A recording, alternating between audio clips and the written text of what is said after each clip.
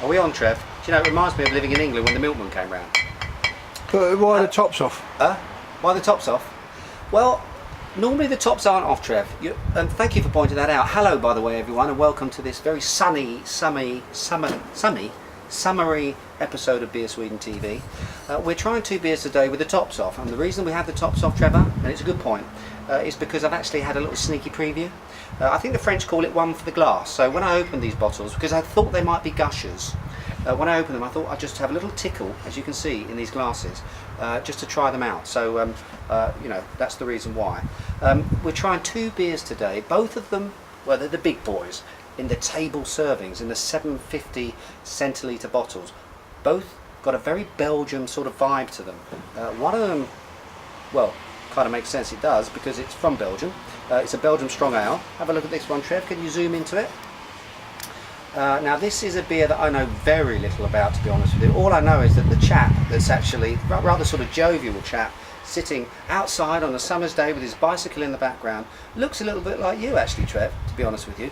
A little bit portly maybe, but yeah, good looking guy. Last week I looked like a bulldog. Yeah, make exactly. your mind up. Now, yeah, okay, so you look like a Belgian fisherman actually, because he's a fisherman. Here, look, have a look at that. Because I know you're very interested in fishing, aren't you, Trev?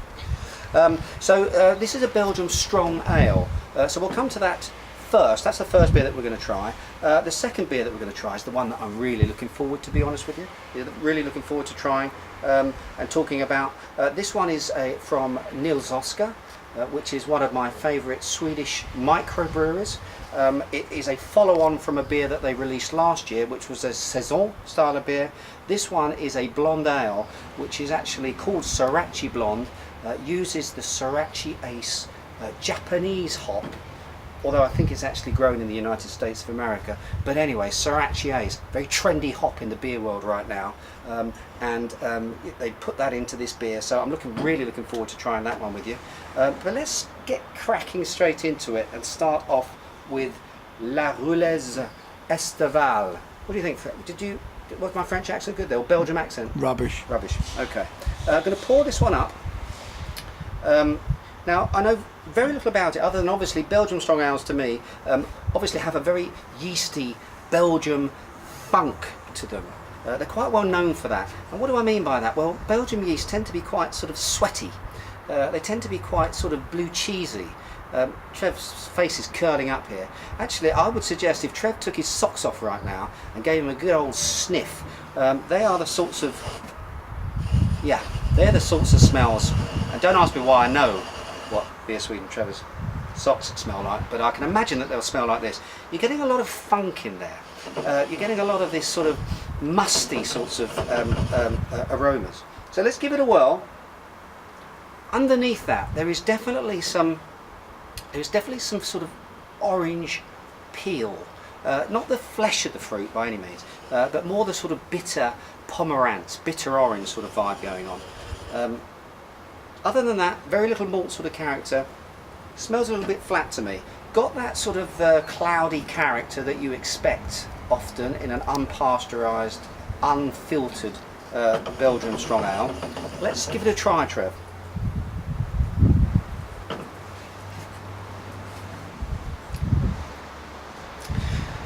Now the first thing I pick up straight away is that this is actually quite light in terms of Belgium. And when I say Belgium, normally with Belgium we're talking quite high ABVs. Here I think we're looking at 5.2%, and I taste that. It's actually quite thin.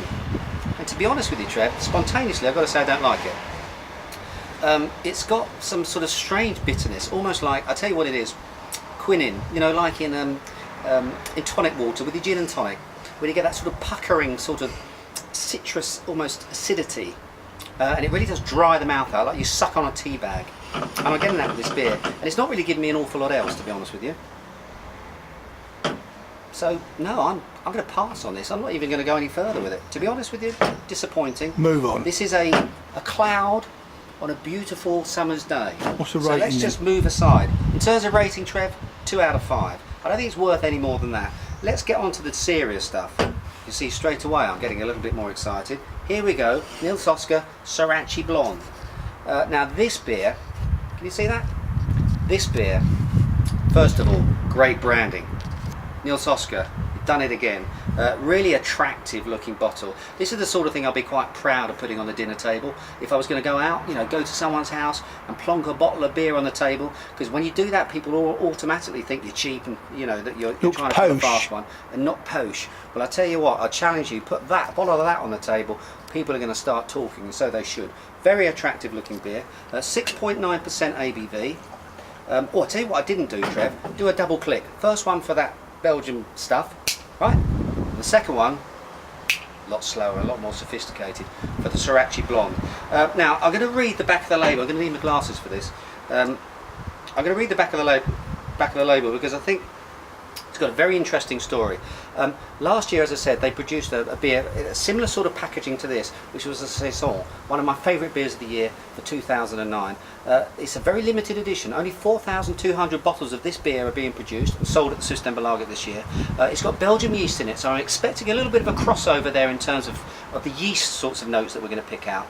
But it does use juniper berries, and it does is also spiced with coriander as well. Again, very typical of Belgian sorts of styles. But this Sorachi Ace hop is in there, and Sorachi Ace to me, it's got this very lemongrass sort of lemon, very quite distinct sort of lemon hit to it. So I'm hoping that's going to be in there.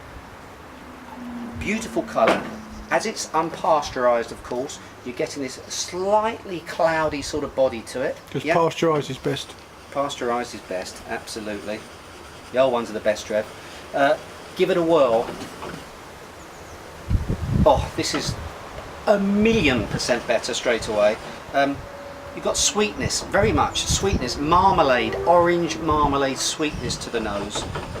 In terms of the citrus stuff, I mean in terms of lemon, it's there, but it's not really that kind of obvious. A little bit of sort of brown sugar as well, so they've got quite a malty character to it as well, which is offsetting the hops action quite nicely. And yes, that Belgian funk, it's there. A little bit of blue cheese, bit of Treversock. Gonna try it. Ooh.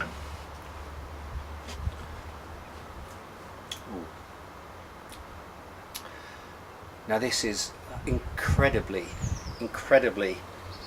complex, luscious, thick, quite a thick mouthfeel to it. It's got more alcohol in it, that's there, giving it a fatter sort of feel to it than the Rulles. I think, to me, this has got so much going on.